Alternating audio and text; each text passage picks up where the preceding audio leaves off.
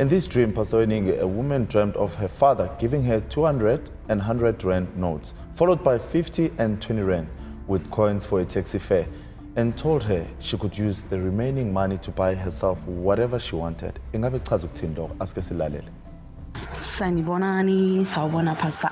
Bengicela ukubuza ukuthi mawuphupha ubaba wakho akunikeza imali. Like ubenginika ama-100 rand nama-200. Then makaqedile anginike i-50 and 20 nama-coin.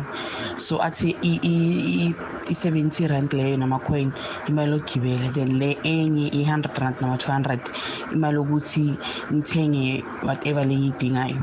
So ngicela ukubuza ukuthi mawuphupha umuntu akunikeza imali kusho ukuthini?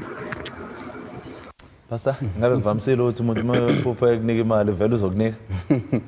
Abanye baye baphuphe beyithola imali bethole vele yabo. Awafani amaphupho. Noma nekhazi zokuphupha ayifani. Kuyenzeka ungayiphupha iphupho namuhla. Lenzeke exactly nje uliphuphile. Kusasa uphuphe elinye lingezi exactly kube ile opposite of what you've dreamt of yabo. Kodwa singakusho la uma uphupha umuntu ekunikeza imali kungenzeka lowo muntu lowo mhlawumbe usaphila ukunikeza imali kukhomba nje support lo muntu osuke kunikeza yona einhlelweni zakhe yabona okuwuphawula uhleke vele yabona. But ake sikhulume la ngemali ngenzeka mhlawumbe nje ubaba ephupha ubaba wakhe eminikeza le mali mhlawumbe ubaba kusaphila and it shows the support ubaba wakhe anayo yabo uyambheka mhlawumbe entweni ezingama plans asuke esebenzela phe kwazo yabona.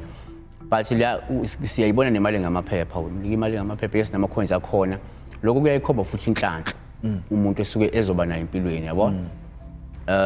Kodwa futhi uma imali ngamaphepha kuyayiphinde kukhombe ukuthi mhlawumbe njengoba unikezwe le mali ngamaphepha noma ubone le mali ngamaphepha kunento ofuna uyilungise emsamo uyilungise ezidalweni zakho yabo kusho ukuthi ngenzeka kunenhlanhla ezovela noma anawo njengamanje ngoba kufanele kube khona kulungisayo emsamo kube khona kulungisayo ekhaya yabona. Hayi Pastor, siyabonga izwakele asithemba ukuthi nje konke lokhu bokuchaza namhlanje ababukeli bethu bakuthokozela futhi and asibonga futhi ukuthi uzophinda ubuye futhi ukwazi ukuthi usifundise ngale ndaba lamaphupho futhi. Siyabonga kakhulu Pastor Wening. Kubonga mina. Well, TMS family, thank you so much as well futhi ku Pastor Wening. Asimbonge sisho ukuthi ayike akaqhubeke ngomsebenzi wakho omuhle ngoba uyabongeka and uyancomeka futhi la.